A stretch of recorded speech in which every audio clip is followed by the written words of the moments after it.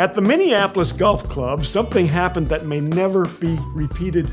13-year-old Preston Miller recorded a hole-in-one on hole number 4, then kept playing with the same ball but lost it on hole number 7. Later in the clubhouse, Ricardo Fernandez, a member of the club, arrived ecstatic. He too had a hole-in-one. I had the same thing, Preston told him. When Ricardo showed Preston his hole-in-one ball, it had the same distinct markings Preston's had.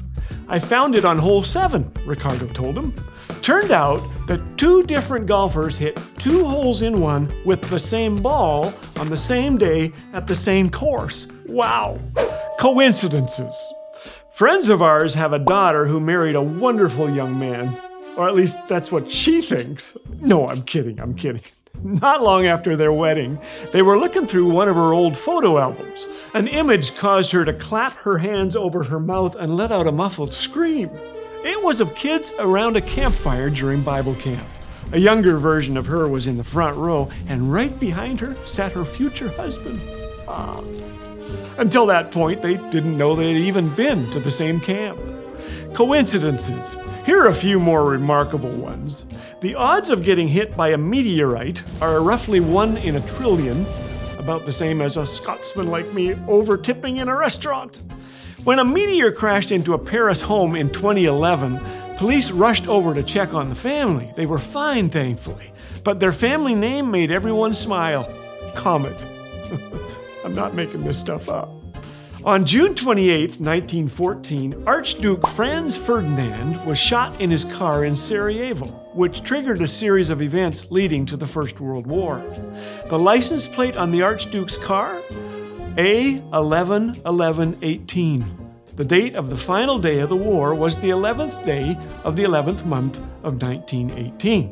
Some people get freaked out by these things. Don't. That can be numerology.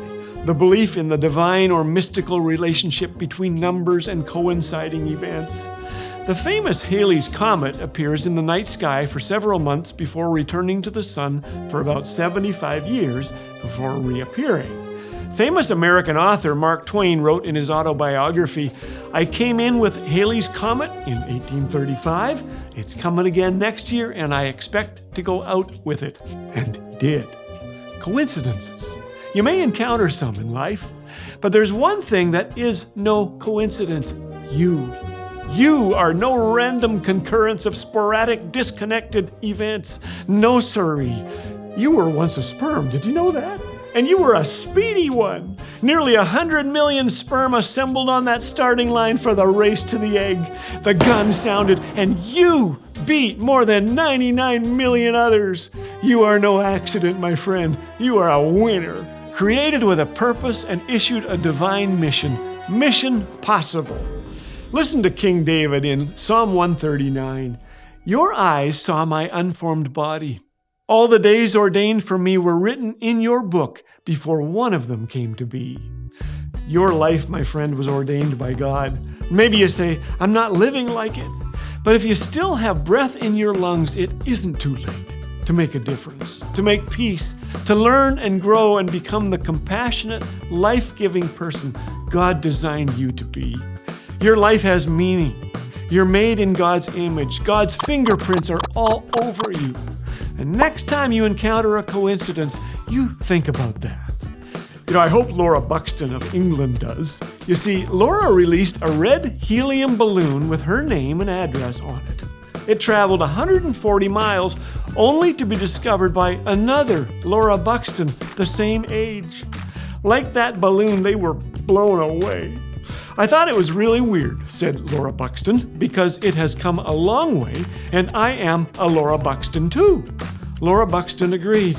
I hope we can become best friends. We have lots in common. The two are friends now who say, we don't know why this happened, but out of it has come a wonderful friendship. Cool.